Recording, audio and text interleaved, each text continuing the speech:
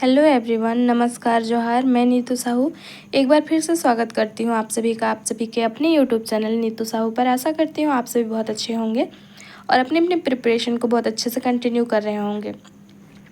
आपकी ये क्लास बहुत दिनों के बाद आई है क्योंकि बीच में मेरा जो है हेल्थ इशू हो गया था, तो मैं कंटिन्यू नहीं कर पाई थी। और इस वजह से मैंने आज जैसे ही जो है हेल्थ थोड़ी सी ठीक हुई तो मैंने सोचा कि आपके लिए वीडियो बना देती हूँ। ये वीडियो आपको बहुत कम मिनट के लिए कम समय की होगी, पर इन्फॉर्मेशन ज़्यादा रहेगी।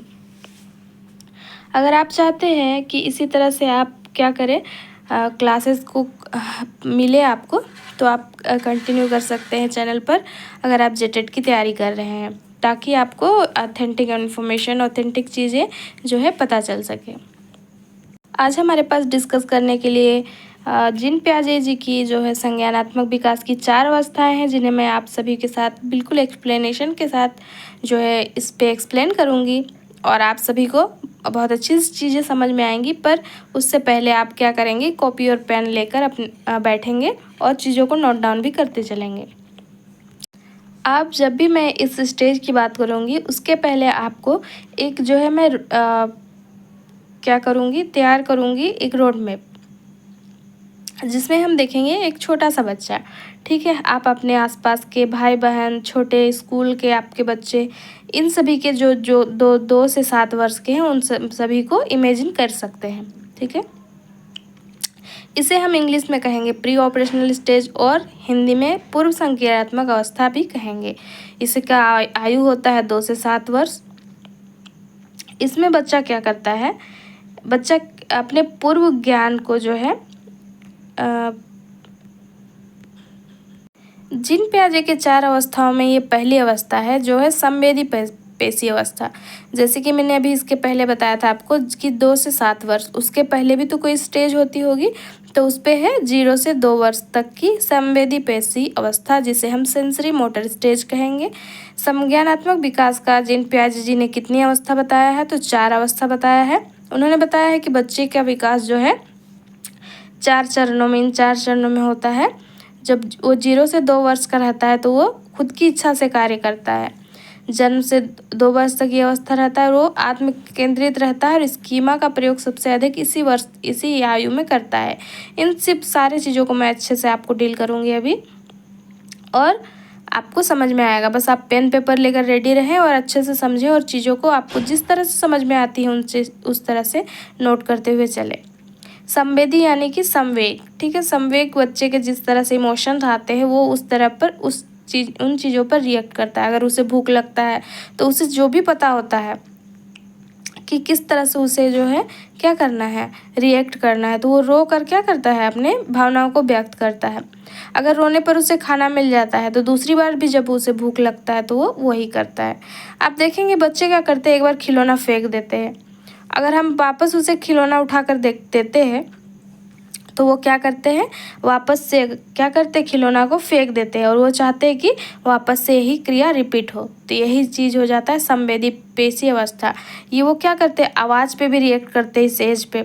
अगर उन्हें कोई बुलाता है किसी जगह से आप बच्चे को बुलाएंगे तो क्या करेगा बच्चा, उसी की तरफ जाने की कोशिश करता है। और प्रकाश देखिएगा, बच्चा जो है लाइट, जिधर लाइट देखता है, ठीक है, लाइट अगर बंद रहता है तो वो क्या करता है, शांत रहता है, लेकिन अगर लाइट जला हुआ रहता है तो जिधर से लाइट आ रहा है उस दिशा की ओर वो प्रतिक्रिया करता है, यानी कि रिस्पॉन्स करता है। ठीक है, तो ये सब संवेग के कारण होता है, और इस संज्ञानात्मक का पहला स्टेज है। इसके बारे में हम जब MCQ करेंगे तो हम और ज़्यादा चीज़ें जो है सीख पाएंगे। ठीक है, इस अवस्था में बच्चा स्कीमा का प्रयोग सबसे ज़्यादा करता है। स्कीमा यानी कि ज्ञान। ठीक है, नॉलेज में जो बच्चा जानता है उसमें ऐड ऑन करना चीज़ों को। जैसे कि बच्चा को पता है कि उसे भूख लगा है, तो उसे पता नहीं है कि वो किस तरह से क्या करे कि लोगों को पता चले। पर एक बार वो रोता है, जब वो रोता है उसे खाने का मिल जाता है, तो दोबारा से उसे पता हो जाता है कि मुझे जब भूख लगती है तो मैं रोता हूँ तो मुझे खाने का मिल जाता है। ठीक है, तो यही हुआ स्कीमा का प्रयोग। संवेदी पेशी अवस्था का मतलब होता है, क्या होता है, जब वो संवेदनाओं को क्या करें, संवेदनाएं और को अपने रिएक्शन के माध्यम से जो है, एक्शन के माध्यम से जो है प्रकट करें। इसमें कोई भी ज़्यादा क्या है, हार्ड चीज़ नहीं है। मैं इसे आपको और एक बार दिखाती हूँ फिगर के माध्यम से। आप फिगर पर चारों स्टेज को देख पा रहे हैं, संज्ञानात्मक विकास के 4 चरण, जिसमें संवेदी गामक अवस्था, सेंसरी मोटर स्टेज को आप फोकस करेंगे। ठीक है, बाकी 3 अवस्था को आप बिल्कुल सोचेंगे कि आप इन्हें नहीं देख पा रहे हैं। ठीक है, इन तीनों अवस्थाओं को आप अभी नहीं गौर करेंगे, केवल इस अवस्था को देखेंगे और उसी पे ध्यान देंगे। संवेदी गामक अवस्था, जिसमें बच्चा क्या रहता है, जन्म से 2 वर्ष का रहता है। बच्चा इंद्रियों के माध्यम से, यानी कि इंद्रिय मतलब कान, आँख, नाक, त्वचा, जीभ, इन सभी से गतिविधियों से सीखता है, जैसे कि मैंने आप सभी को अभी बताया था। वस्तु स्थायित्व का, इन्हें ऑब्जेक्ट परमानेंस का विकास होता है, पर ये इसमें गलत लिखा हुआ है, इसमें अभी ऑब्जेक्ट परमानेंस का ज्ञान नहीं होता है। ठीक है, कारण और परिणाम को धीरे धीरे वह समझने लगता है। तो 0 से 2 वर्ष का बच्चा जिस तरह से रिएक्ट करता है, आप अपने आसपास जो देख पाते हैं, उन्हीं चीज़ों को इसमें बताया गया है। तो ये होता है फर्स्ट स्टेज, जिसमें संवेदी गामक स्टेज, या फिर आप इसका सेंसरी मोटर स्टेज याद रख सकते हैं, जिससे कि आप सेंसरी मोटर से सेंस आप याद रख सकते हैं, जिससे कि आपको पता चलेगा कि बच्चा सेंस के माध्यम से जो है रिएक्ट करता है। मैं वीडियोस को छोटे छोटे पार्ट्स में डिवाइड करके बनाऊंगी, ताकि आपको भी ये समझ में आए। और मेरा जो मैंने अभी बताया कि मेरे फिज़िकल हेल्थ जो है थोड़ी सी ठीक नहीं है, जिसके कारण मैं बोलने में भी असमर्थ हूँ, और फर्स्ट स्टेज मैंने आपको डिस्कस किया है।